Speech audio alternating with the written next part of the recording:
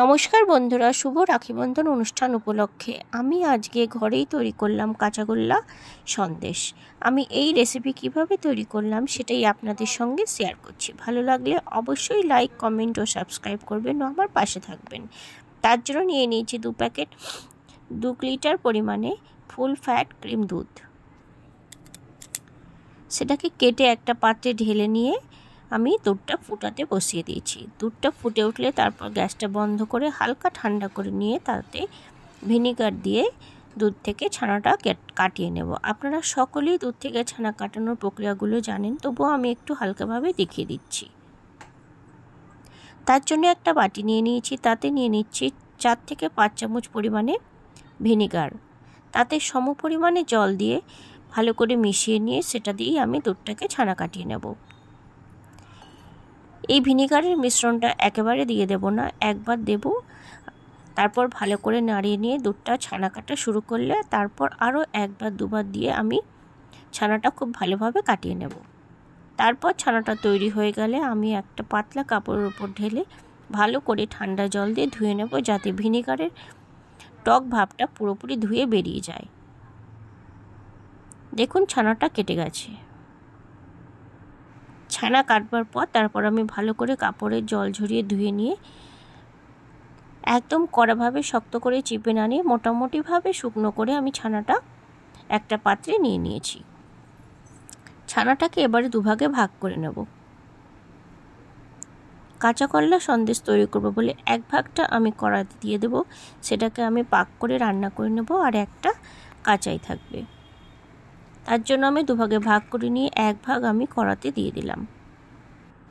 আপনারা অবশ্যই ননস্টিক প্যানে ছানাটার পাক করবেন, তাহলে কোনো রকম সমস্যা হবে না, কড়াতে আটকে ধরবে না। তারপর তাতে দিয়ে দিচ্ছি পরিমাণ মতো চিনি। এখানে 5 থেকে 7 চামচ পরিমাণে চিনি দিয়ে দিলাম। এটা সাধারণ খাবারের চামচের মাপে আমি চিনিটা ব্যবহার করলাম। এই চামচ সাধারণত সবার ঘরে থাকে, সবসময় সবার ঘরে মেজারিং চামচ থাকে না, সেই জন্য আমি চা খাবার চামচেই চিনির পরিমাণটা দেখিয়ে দিলাম, তাতে সকলের বুঝতে সুবিধা হবে। তারপর ভালো করে চিনির সাথে ছানাটা মিশিয়ে নিয়ে আমি গ্যাসটা জ্বালিয়ে দিলাম। এইভাবে প্যাচুলার সাহায্যে ভালো করে চেপে চেপে ছানাটাকে পাক করে নিতে হবে। চিনিটা যখন অনেকটা গলে যাবে তখন আমি দিয়ে দেব কিছুটা পরিমাণে কনডেন্স মিল্ক। আমি এখানে 5 থেকে 6 চামচ পরিমাণে কনডেন্স মিল্ক দিয়ে দিলাম। সেই কারণেই আমি চিনিটা কম দিয়েছি, যার জন্য কনডেন্স মিল্ক ব্যবহার করলাম, না হলে মিষ্টিটা খুব বেশি মিষ্টি হয়ে যাবে। সেই জন্য ঠিকঠাকভাবে চিনির উপকরণটা দিয়ে তারপর আমি ভালো করে পাক করে নিয়ে একটা পাত্রে নামিয়ে নিলাম। খুব বেশি শুকনো করার কোনো প্রয়োজন নেই, একটু রস রস ভাব থাকলেই আমি এটা প্লেটে নামিয়ে নিয়েছি। তারপর ঠান্ডা হতে রেখে দেব।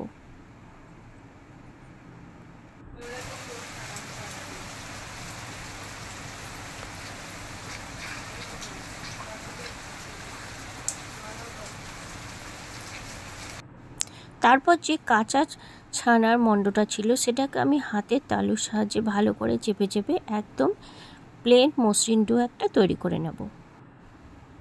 দেখুন ছানাটা ভালো করে মাখা হয়ে গেছে। আমি আরও একটু ভালো করে চেপে চেপে মেখে নিয়ে তারপর পাক করে রাখা ছানাটা এর সাথে মিশিয়ে সেটাকেও ভালো করে একদম মিহি করে নেব, যাতে সন্দেশ বানানোর সময় কোনো রকম ক্র্যাক বা ফাটল তৈরি না হয়।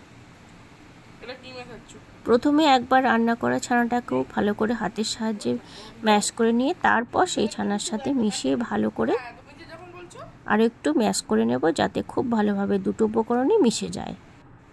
এই কাঁচা কলার সন্দেশ খুবই সহজভাবে এবং সহজ উপকরণে ঘরেই তৈরি করা যায়। আপনারা অবশ্যই এই রাখি বন্ধন অনুষ্ঠানের দিন ঘরে এইভাবে তৈরি করুন, খুব কম সময়েই তৈরি হয়ে যাবে এই কাঁচাগোল্লা সন্দেশ। তারপর সামান্য পরিমাণে এলাচ গুঁড়ো দিয়ে ভালো করে মাখিয়ে নিলাম, নিয়ে তারপর হাতটা পরিষ্কার করে নিয়ে আমি একে একে সন্দেশগুলো তৈরি করে নেব। দীপালি পাল কুকিং চ্যানেলের আমি দীপালি। এই সাধারণ রেসিপি আপনাদের যদি পছন্দ হয়ে থাকে তাহলে স্কিপ না করে অবশ্যই পুরোপুরি দেখুন, আর ভালো লাগলে অবশ্যই চ্যানেলটিকে সাবস্ক্রাইব করুন। এইভাবে আমি সমস্ত মিষ্টিগুলো গোল গোল ছোটো ছোটো আকারে তৈরি করে নিয়েছি। আপনারা আপনাদের পছন্দ মতো শেপটা দিয়ে নিতে পারবেন। তারপর একে একে একটা পাত্রে সাজিয়ে নিয়েছি। এভাবেই তৈরি হয়ে গেল আমার আজকে সকল ভাইদের উদ্দেশ্যে তৈরি এই কাঁচাগোল্লা সন্দেশ। ভালো লাগলে অবশ্যই কমেন্টে জানাবেন। ধন্যবাদ।